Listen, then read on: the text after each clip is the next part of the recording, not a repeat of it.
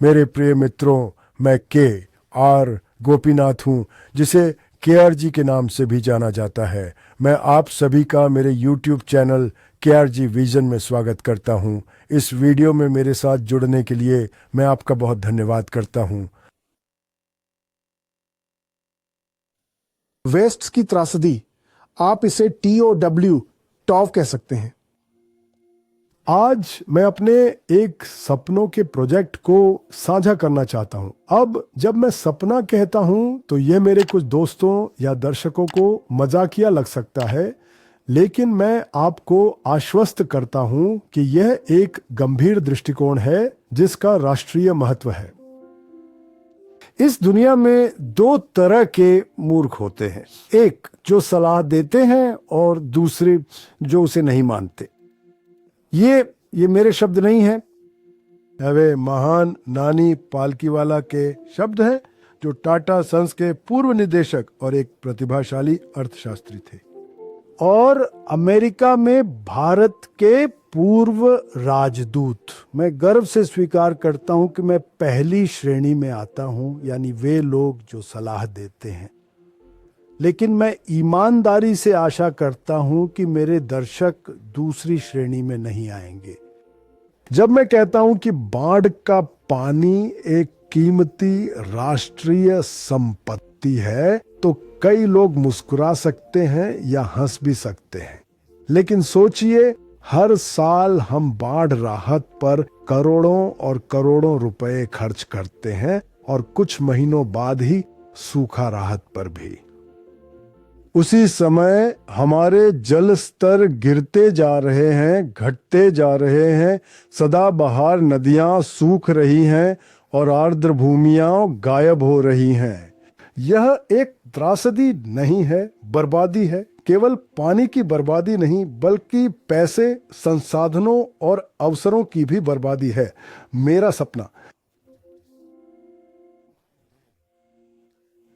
यह सपना प्राचीन भारतीय शास्त्रों और ज्ञान की पुस्तकों से आकार लिया गया है। 1990 के दशक में जापान में मेरी पढ़ाई, समुद्री जल के अतिक्रमण का अध्ययन करने के लिए हॉलैंड की मेरी यात्रा, और वर्षा जल संचयन परियोजनाओं में मेरा पेशेवर अनुभव।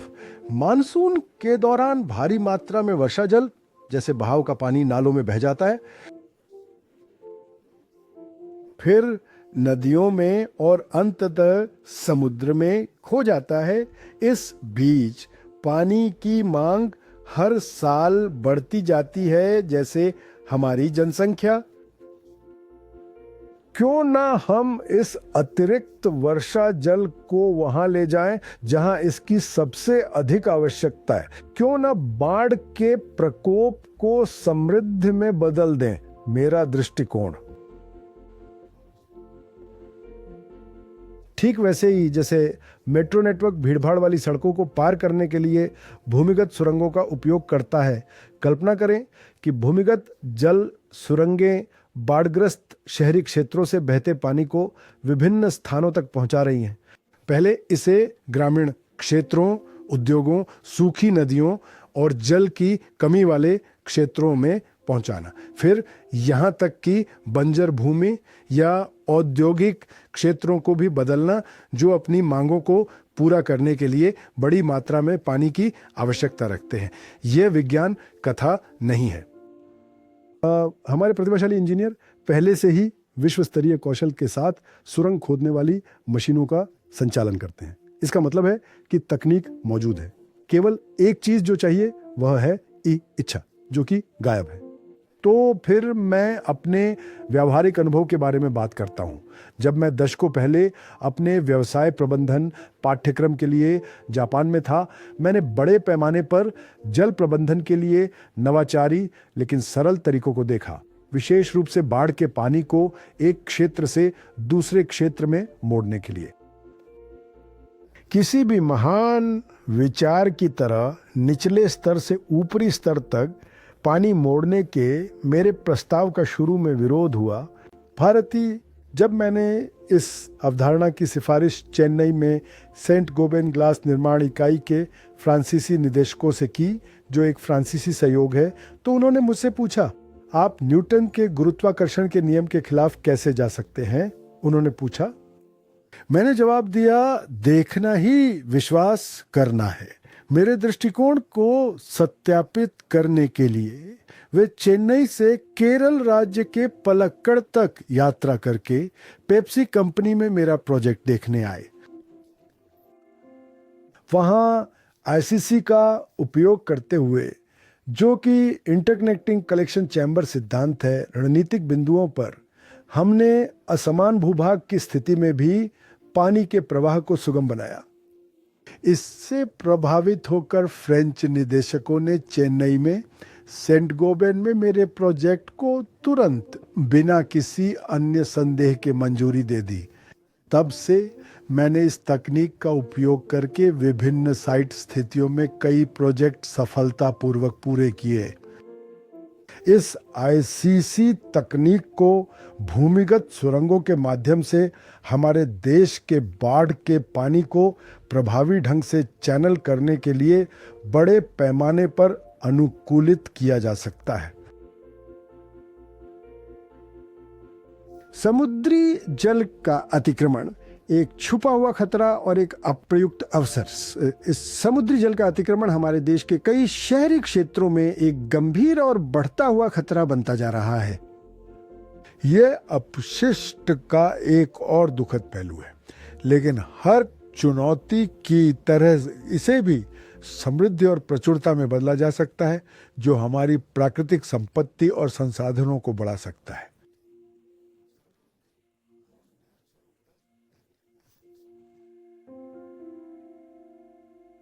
खतरनाक प्राकृतिक घटना। समुद्री जल का अतिक्रमण तब होता है जब खारा पानी हमारे मीठे पानी के स्रोतों में प्रवेश करता है, विशेष रूप से तटीय क्षेत्रों में। यदि इसे अनियंत्रित छोड़ दिया जाए तो यह कृषि को नष्ट कर सकता है, पारिस्थितिकी तंत्र को नुकसान पहुंचा सकता है और हमें पीने के पानी से वंचित कर सकता है। समुद्री जल अतिक्रमण के लिए मेरा समाधान एक त्रासदी को विजय में बदलना। मेरा सपना सरल लेकिन शक्तिशाली है। जब शहरी बाढ़ तटीय क्षेत्रों में होती है तो हम उस अतिरिक्त पानी को भूमिगत सुरंगों के माध्यम से चैनल कर सकते हैं। फिर इस पानी को समुद्र के समानांतर चलने वाली कृत्रिम रूप से निर्मित नहरों में मोड़ सकते हैं।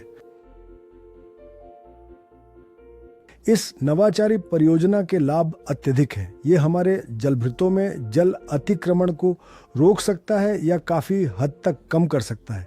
समुद्र तट के पास के जलभृतों को पुनर्जीवित और पोषित कर सकता है, जैसे कि चेन्नई मरीना बीच पर देखे जाने वाले मीठे पानी के झरने।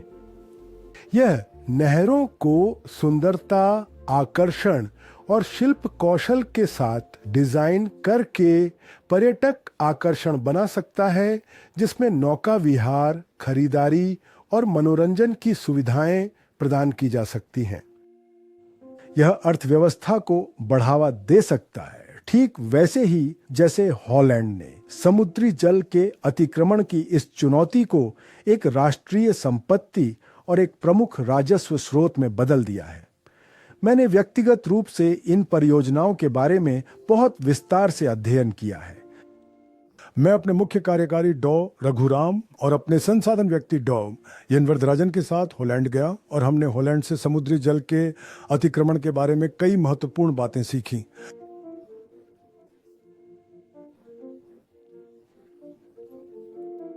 मैं ROI रिटर्न ऑन इन्वेस्टमेंट शब्द को कभी नहीं भूल सकता, क्योंकि जब मैंने पहली बार टाटा मोटर्स लिमिटेड जमशेदपुर में वर्षा जल संचयन परियोजना के लिए अपना प्रस्ताव प्रस्तुत किया तो मुख्य कार्यालय के वरिष्ठ अधिकारियों ने मेरे प्रस्ताव को खारिज कर दिया।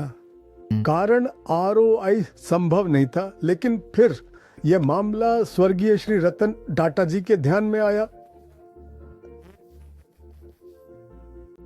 अपनी शांत लेकिन प्रभावशाली शैली में देखिए, टाटा जी ने प्रस्ताव को एक विचारोत्तेजक टिप्पणी के साथ वापस कर दिया। जब पानी नहीं है तो आपकी ROI कहाँ है? उस एक वाक्य ने न केवल परियोजना को मंजूरी दिलाई बल्कि टाटा ग्रुप ऑफ इंडस्ट्रीज के साथ मेरी लंबी और सार्थक यात्रा की शुरुआत को चिह्नित किया। मेरे प्रिय मित्रों, कृपया इस छवि पर ध्यान दें। ये मेरे सपनों की परियोजना की एक झलक देता है। देखिए, भारी मानसून के दौरान नदी में बाढ़ आ जाती है। आमतौर पर बाढ़ का पानी नदी के आसपास की हर चीज को नुकसान पहुंचाता है।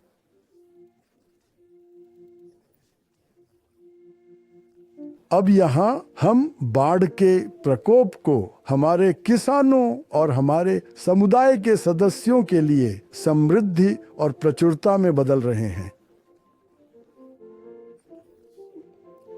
अब आप देख सकते हैं कि नदी के किनारे की ऊंचाई से पानी मेरे ICC यानी इंटरकनेक्टिंग कलेक्शन चैम्बर्स के माध्यम से नए निर्मित जलाशयों की ओर मोड़ा गया है।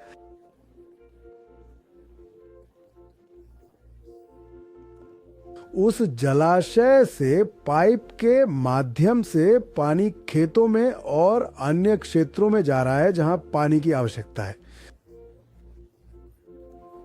आप एक और दिलचस्प चीज भी देख सकते हैं। इस प्रकार के छोटे छोटे जलाशयों का निर्माण आसपास के क्षेत्र से पानी प्राप्त करने में सहायक होता है।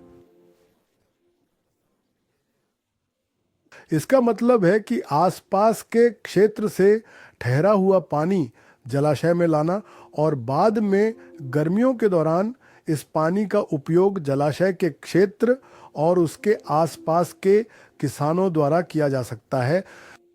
अंततः इसे वाल्व की संख्या और पाइप की संख्या बिछाकर नियंत्रित किया जा सकता है। अतिरिक्त पानी को अंततः नदी की ओर मोड़ा जा सकता है। मेरे प्रिय और सम्मानित दर्शकों, मैं आप सभी से अनुरोध करता हूं कि मेरे YouTube चैनल KRG विजन को लाइक, शेयर और सब्सक्राइब करें। ऐसे आपका समर्थन मेरे लिए और अधिक लाभकारी प्रस्तुतियों के साथ आगे बढ़ने के लिए एक महान प्रेरणा स्रोत बनेगा। बहुत धन्यवाद।